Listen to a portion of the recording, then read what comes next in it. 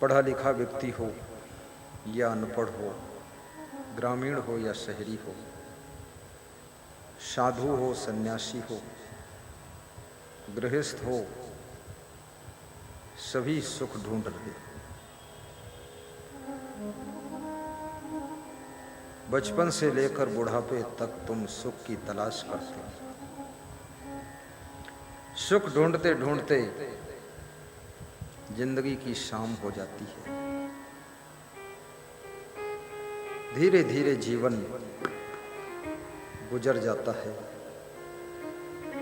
और सुख नहीं मिलता।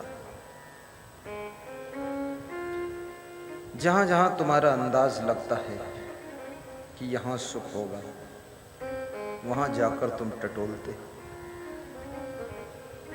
लेकिन सुख बाहर किसी वस्तु में नहीं।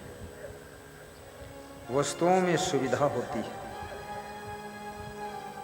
वस्तुओं से जिंदगी जीने में आसानी होती है। जितनी भी भौतिक उपलब्धियां हैं, सब आपके जीवन निर्वाह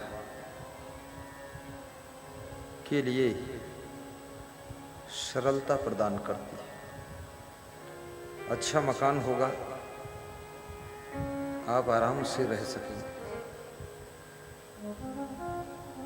अच्छी गाड़ी होगी, आराम से यात्रा कर सकेंगे। घर में पैसे होंगे, आराम से जीवन यापन हो सकेगा। लेकिन सुख का रिश्ता न वस्तुओं से है, न मकान से है, और न गाड़ी से है,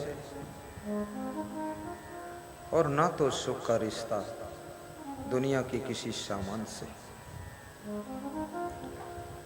अनुकूल वेद नियम सुखम, प्रतिकूल वेद नियम दुखम। नीतिकार ने कहा है, जहां जहां तुमको अनुकूलता लगती है, वहां वहां तुम सुख मान लेते हो। जब जोर से गर्मी लगती है, तुमको लगता है कि अब थोड़ा दुख है, कष्ट है। जोर से ठंडी लगती है, फिर लगता है कष्ट है। न गर्मी लगे न ठंडी लगे, न मच्छर लगे न मच्छी लगे, तब तुम्हें लगता है कि हाँ सुख है। लेकिन शरीर का सुख, मन का सुख और आत्म सुख, सुख को 3 भागों में बांटा जाता है। कभी आपका शरीर गर्मी की मांग करता है। जब आपको बुखार चढ़ता है तो आपको ठंडी लगती है, तो तुम रजाई ओढ़ना चाहते, कंबल ओढ़ना चाहते। लेकिन जब सूरज जोर से तपता है, तब तुम पंखा चलाना चाहते। ये पंखा हर ऋतु में सुख नहीं देता है, ये रजाई हर ऋतु में सुख नहीं देती है। शरीर के सुख के साधन भी बदलते रहते हैं, ऋतुओं के अनुसार उसका निर्धारण होता है। आपका जीवन 3 तल में बटा हुआ है, तन तल, मन तल, आत्म तल। और तीनों तल का बैलेंस आपको बनाना है। शरीर को भी सुविधा चाहिए, इसलिए आप धनवान बनो। और मन को सुकून चाहिए, सुख चाहिए, इसलिए विवेकवान बनो। और आत्मा को भी शांति चाहिए, इसलिए आप क्या बनना पड़ेगा? आत्मा की शांति कैसे मिलेगी? इसके लिए श्रद्धावान बनो। श्रद्धा लभते ज्ञानम तत्परा सैतेन्द्रिय ज्ञानम लब्ध्वा पराम शांति मचृण अधिगच्छति। श्रद्धावान को आत्म शांति मिलती है। सुख और शांति बाजार में नहीं मिलते, लेकिन सुख शांति के साधन बहुत है। आपसे जब कोई प्रेम करता है, तुम्हारे मन को सुख लगता है। आपको कोई धन्यवाद देता है, आपके मन को अच्छा लगता है। आपसे कोई मृदु बोलता है, मृदु वाणी बोलता है, तुम्हारे मन को बहुत अच्छा लगता है। आपसे कोई कहता आइए बैठिए, आपको बहुत अच्छा लगता है। आपसे जब कोई कठोर बोलता है तो आपके मन को दुख लग जाता है। शब्द भी सुख और दुख देते हैं। और जिनको तुम बहुत मानते हो वे सबसे अधिक कठोर तुमको बोल सकते हैं। और जिनको तुम बहुत अधिक मानते हो वे जब तुमको कठोर बोलते हैं तो चोट ज्यादा लगती है। और जिनको तुम मानते भी नहीं, जानते भी नहीं, समझते भी नहीं, जिनका स्थान तुम्हारे दिल में नहीं है, वे कुछ भी बोल देते हैं तो ज्यादा चोट तुमको नहीं लगती। जिस समय ईसा मसीह को लोग पत्थर मार रहे थे, कंकड़ मार रहे थे, ईंट के टुकड़े मार रहे थे और वे हंस रहे थे, उनके सिर से खून बह रहा था, गालों से खून बह रहा था, हाथों से पैरों से खून बह रहा था, क्योंकि मारने वाले हजारों लोग थे। ईसा मसीह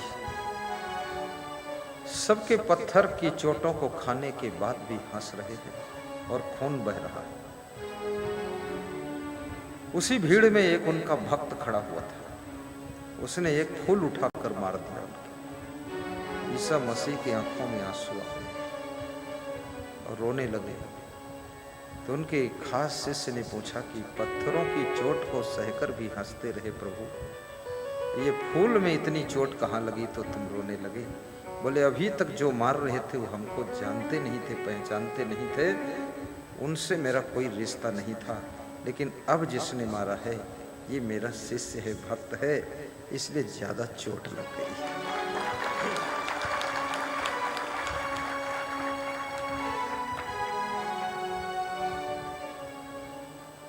कई बार पत्नी के शब्द इतनी चोट कर जाते हैं कि लोग जाकर आत्महत्या कर लेते हैं। कितने पतियों के शब्द पत्नियों को घायल कर जाते हैं तो मायके चली जाती, फिर लौट कर आने का मन नहीं होता। इस शब्द की चोट। और कितने लोग अपने पुत्र और बहू के ताना सुन करके घर छोड़ने का इरादा हो जाता है।